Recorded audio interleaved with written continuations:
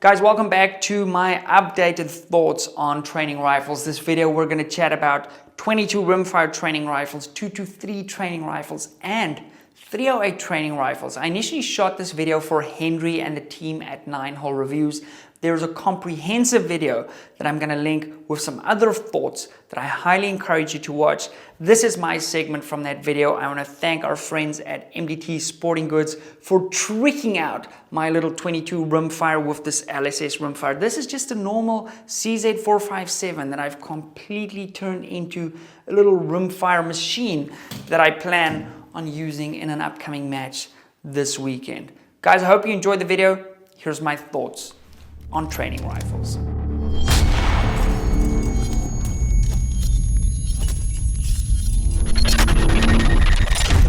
My name's Pete and I'm lucky enough to, be a professional shooter. I shoot for a variety of brands including Vortex, MDT, and I've been doing precision rifle for a long time.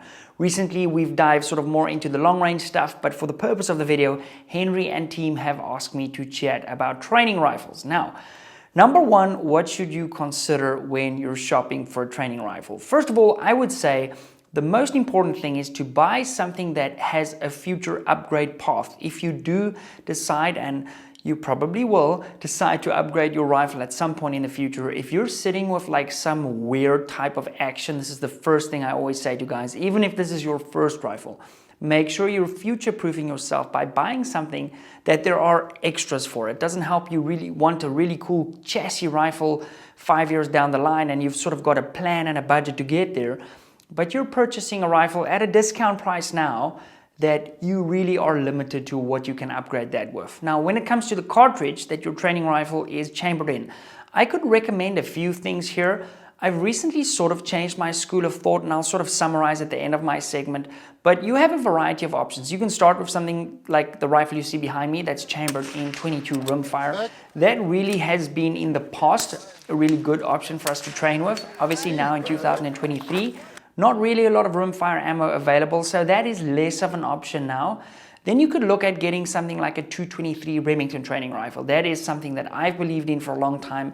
And in fact, my training rifle was so accurate and I was so comfortable with it that I entered some matches with it and actually won some matches with that, with a 223 Remington in crazy wins, just because I was able to shoot that rifle a lot and I sort of gelled with the rifle to the point that I had a really good feeling for what it would do in the wind and so on. Just as a quick side note, I currently have a 22 rimfire training rifle, a 223 training rifle, and a 308 training rifle. So I've got a very good idea of what you guys will get from every platform.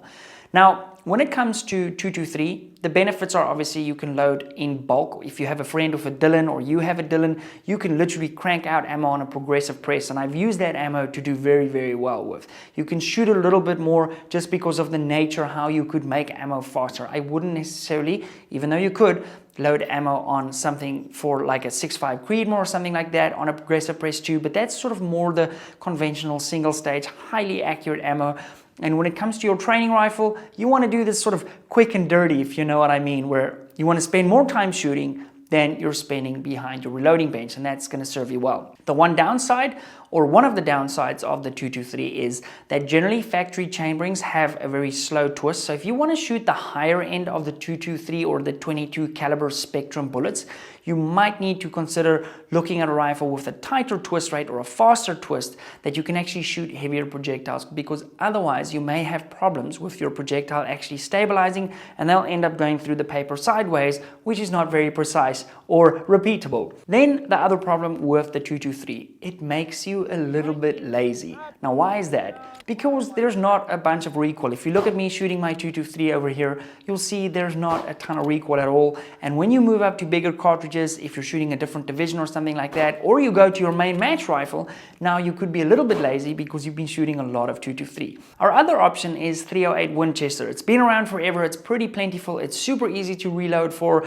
You can shoot factory ammo depending on where you are. Also components. It's a funny time to be making this video because it's very difficult to know who has access to what at this point, but kind of take it for what it is. A lot of recoil, not the most high BC bullets, so you're going to learn a lot of wind drift and stuff like that, and you're going to have to manage a lot more recoil. So when you go to your actual match rifle, something like the 6-dasher you guys see beside me here, you're going to have those fundamentals cemented and it's going to relate to better shooting. Now, there's a couple of ways you could get your 223 Remington to do that. For example, you could put on a silencer without a muzzle brake attachment on the front. That's going to lead to more of a push. It's going to simulate that. Now, before we wrap up the chambering discussion, my school of thought has changed on this recently where, as I said, I've had multiple and currently have multiple training rifles.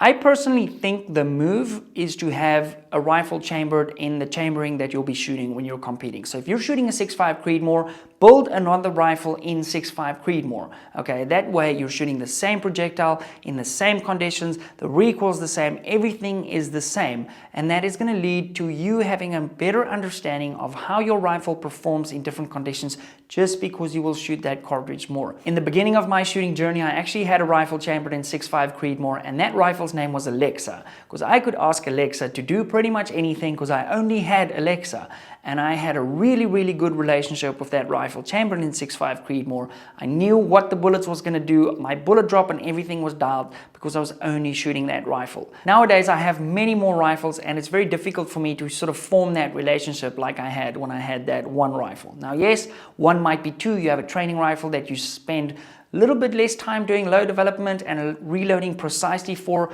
but you know, the bottom line is you're still going to be able to have that similar experience. So that is something to keep in mind. But hey, I don't want to stop you from buying another rifle. So if you want to get a 223 or a 308, absolutely go for it. You're not going to regret it.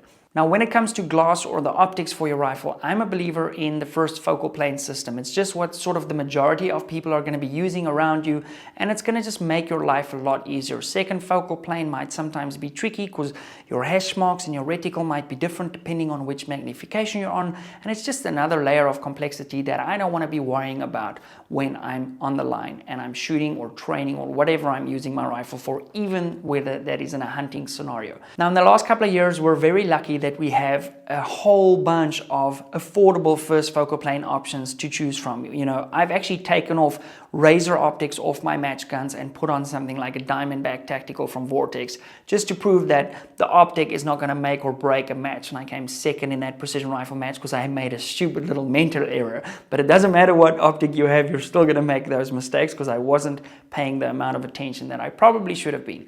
But you know, there's like something like the Vortex Venom. I'm obviously sponsored by Vortex, as you guys know, and the reason I disclose that is because I simply do not know the other optics like I probably should, because I've been shooting Vortex ever since I was a Vortex customer, and then eventually I got picked up to shoot for them as a sponsored shooter. Now, personally, my advice would be getting something like a Strike Eagle. Now, I've got a variety of them behind me here, and in fact, this coming weekend, I've got a match, and that's not the one. There's the 5-25, and then I'm going to actually put this guy on my rifle for the weekend. It's a 3-18.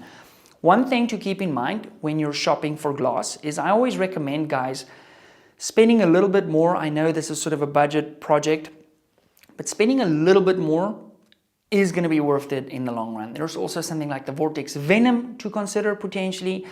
The one thing to keep in mind also is get something with a high magnification. While you may not necessarily need that always, I find it a little bit easier to get that pinpoint precise zero at 100 yards if you have 25 power magnification, for example, versus something like an 18 power. It's going to be a little bit harder to get that zero precise. It's not impossible. And in fact, for a long time, I was actually running a 3-15 PST Gen 2 that I still have on one of my rifles. And that was my predominant optic on the training rifle. The only time you ever really need that max power is when you're zeroing your rifle. Other than that, when we're sort of running and gunning, even when we're shooting long range, I generally find myself in that 18 magnification range. Now, when it comes to accessories for your rifle, most people nowadays are buying barreled actions because the factory stocks really just end up on a shelf somewhere like mine do.